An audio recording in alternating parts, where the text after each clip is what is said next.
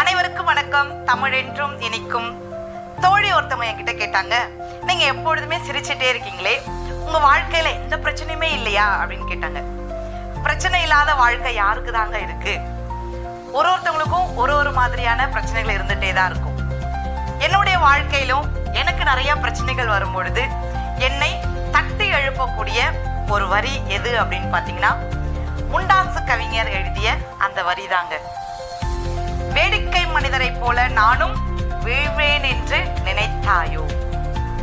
இந்த வரிதான் நான் எப்போ துன்பத்துல விழுந்து கிடந்தாலும் என்னை தட்டி எழுப்பக்கூடிய ஒரு வரி. நம்மலாம் கோவிலுக்கு போனோம்னா கருணையோட கடவுள்கிட்ட எனக்கு எது பிரச்சனை இல்லாத வாழ்க்கையை தாங்க அப்படின்னு சொல்லிட்டு வேண்டுவோம்.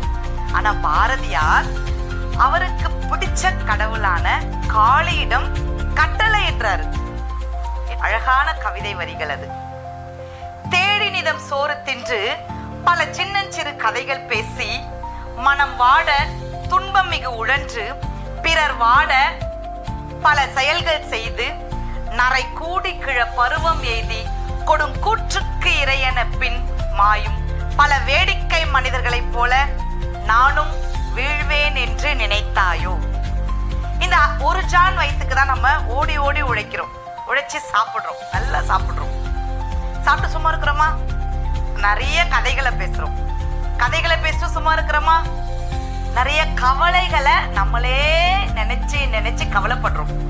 நம்ம கவலைப்படுறதும் இல்லாம மற்றவங்களையுமே அந்த கவலைகளை எல்லாம் சொல்லி அவங்களையுமே கவலைப்படுத்துறோம். இப்படியே வாழ்க்கையில கவலைப்பட்டு கவலைப்பட்டு கவலைப்பட்டு ஒரு கட்டத்துல யமன் வந்து நம்மளை அலைக்கா அப்படியே தூக்கிட்டு போயிடுவான். இதுதானங்க வாழ்க்கை. சாதாரண மனிதர்களை போல வாழ்ந்துட்டு போறதுதான் வாழ்க்கையா? கிடையாது. பல சாதனைகளை செய்ய வேண்டும்.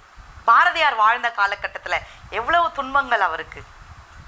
தன்னுடைய பேனா முனையில கவிதைகளை எல்லாம் எழுதி இன்று அவருடைய கவிதைகளை பலரும் வாசித்து அவருடைய வாழ்க்கையில பின்பற்றி நடக்கிறாங்க. அவர் சாதித்த சாதனைகள். நாமும் ஏதோ வாழ்ந்தோம் ஏதோ இருந்தோம் இல்லாம சாதனைகள் பல செய்வோம். பல வேடிக்கை மனிதரை போல நானும் வீழ்வேன் என்று நினைத்தாயோ. பாரதி கண்ட புதுமை பெண்ணாயிரு.